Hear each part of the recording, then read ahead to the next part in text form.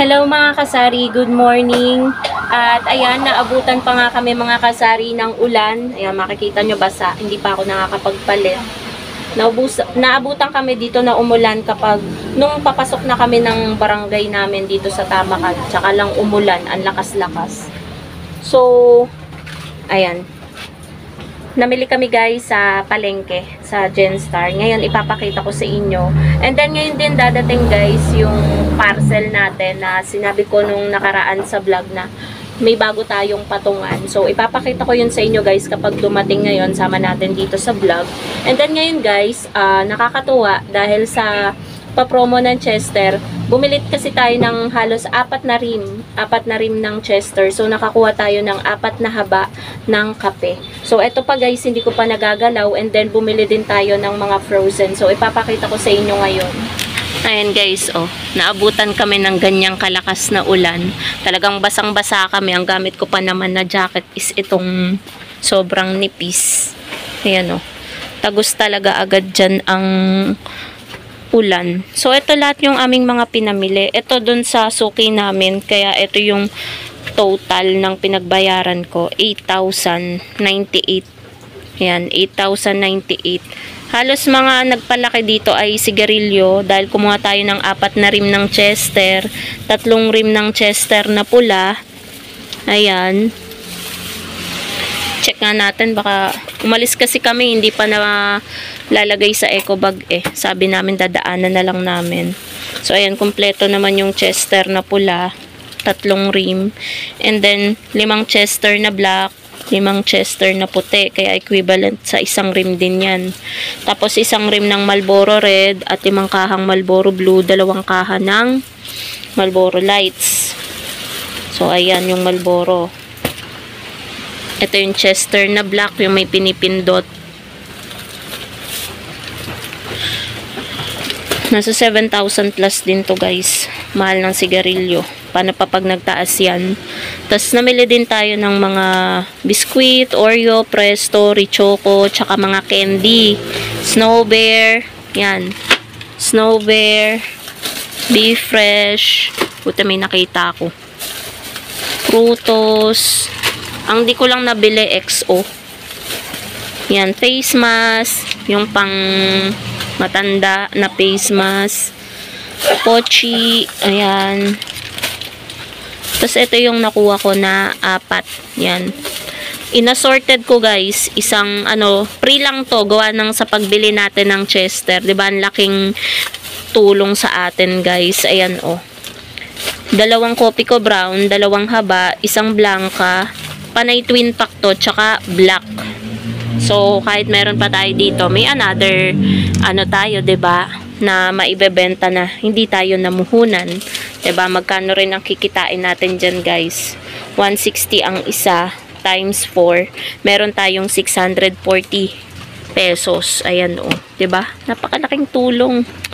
Talaga naman, thank you so much sa aking suki sa palengke. Tapos, ito yung mga frozen, guys. Mga inayos niyang pang-ulam. Baba dyan na. Ah. Sa freezer ba yan?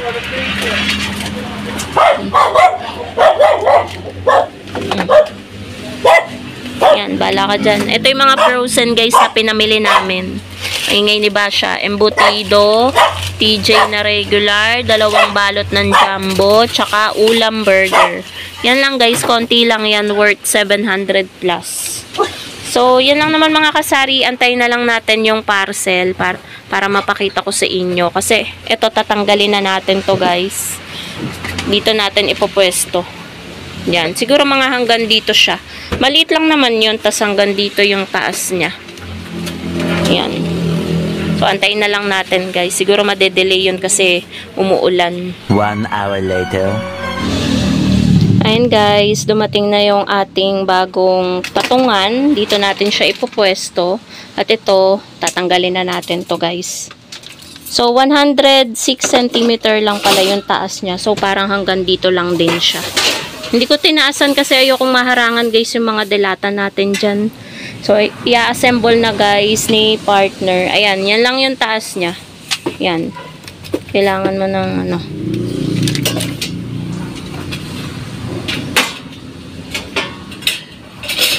Ang halaga pala nito guys, nasa 800 plus.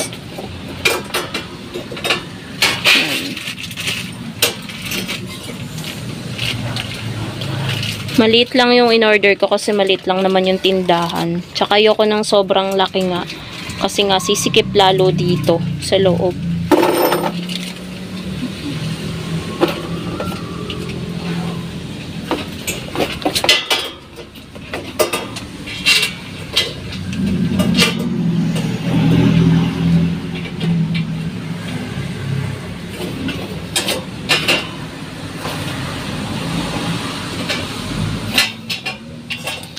Ang magmumukang ano pala sa kanya hanggang dito. Yun. May sabitan kasi siya guys. May libre ding hook. Ayun o. Pwede kang magsabit-sabit. Yan. Isasabit ko tong mga to. So later, ipapakita ko sa inyo guys.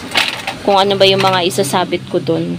Kasi bala ko ding magdagdag ng mga, alam nyo na, kasi magpapasko yung mga condiments, ganyan.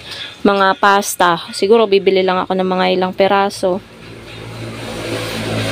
Pero habang hindi pa ako nakakabili ng mga yon, tatanggalin ko muna tong mga naka-stapler natin na chicheria. Tapos, yun yung ilalagay natin dito. Para naman may laman agad siya. So, ang dami ko palang audience dito. Ayan o, may audience dito. May audience dito. Gusto ng mga yan, lagi may kasama eh. So, medyo nabubuo na. Konti na lang yung ilalagay. Yun na lang, yun sa pinakataas niya. And then, may tatayo na natin siya dito. Mabilis lang pala siyang buuin.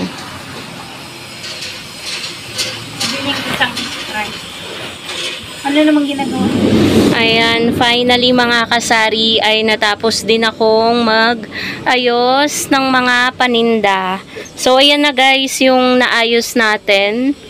Bali, yung mga dating mga nakatamtax dyan guys, dito na lang natin nilagay sa hook. And ito pala yung bago nating patungan. Ayan, ang ganda niya 'di ba mga kasari? Mas maganda 'yan kung malaki yung tindahan nyo tapos ang orderin nyo 4 layers or 5 layers. Ayun, mas mataas 'yon. Syempre, kapag 4 layers abot siya hanggang dito. Kapag 5 abot hanggang doon. Sobrang taas na mababa lang naman yung kisame natin oh. Kaya ang in-order ko lang guys, etong 3 layers. Buti guys, ito hindi masyado naharangan, pero yung maliliit ayan oh, medyo naharangan 'di ba mga kasari? Yung mga maliliit natin na dilata. So, ang gagawin ko na lang, baka i-move ko yung iba, guys. Yung mga, ito, tulad nito, oh, hindi makita kung anong Argentina. So, Argentina giniling yan. Baka ilagay ko na lang banda dito. So, ayun guys, yung ating final look. Wala pa masyadong laman. Tapos, yung mga mismo, nilagay ko muna doon guys sa ilalim para may laman naman. So, yung mga ilang chichirya, ayun, inilabas na natin yung isang patungan. Ayan, nilagay natin dyan yung mga terang chichirya. In-arrange natin dyan, guys. So, mas maganda, diba, mga kasari? Diba? May dagdag patungan tayo. Yung mga nandito nga lang sa ilalim, yung mga nandoon is naharangan. So, gagawa na lang ako ng paraan na ma-move siya dito. Kasi ito, guys, so, itong pinakalikod na to, wala na siyang laman. Kasi, lalagyan ko pa ba yan ng laman, naharangan din naman. Siguro kapag namili tayo ng more stocks, malalagyan natin yan ng mas marami pa. So, yan na muna sa ngayon mga kasari. Magdadagdag pa tayo ng paninda kasi hindi pa naman tayo nag-pure gold. Sa pure gold kasi tayo namimili ng mga, alam nyo na, ng mas maraming paninda, mga condiments, ganyan. So, ayan po ang ating bagong patungan. Ilalagay ko na lang guys yung ano nito, yung link. Hindi ko alam kung anong tawag dito Nagmadali kasi ako mga kasari na ano. Ewan ko kung ba't siya nakaganito. Baka sadya lang talaga na nakaganito siya, nakayupi. Pero ayan naman, parehas naman. Siguro ganyan talaga siya. So, ano naman siya mga kasari. Kung ayaw mo nang maalog, ayan meron siyang ano tawag dito. Ayan may move mo siya ng paikot-ikot kasi may gulong siya. Pwede mo ring i-lock para hindi siya pagalaw-galaw. So, ayan po ang ating bagong patungan. So, medyo nag-iba nga lang yung look ng ating delata and condiment section. Ayan. Bigla kasi nating naisipan na bumili ng bagong patungan. Yan. Kapag may gusto kasi ako na gamit dito guys sa tindahan, di talaga ako titigil hanggat di ko siya nabibili. So, ayan. Medyo naging yung ating delata and condiment section. Pero, okay lang yan kahit papano guys. Nakita naman yung ating mga diba, kitang kita. Yung mga ketchup, Mang Tomas, tomato sauce, tomato paste, pineapple tidbits. Yan kasi yung hindi masyadong gumagalaw dito sa tindahan kaya binungad natin. So, yun lang guys. Thank you so much for watching. Bye!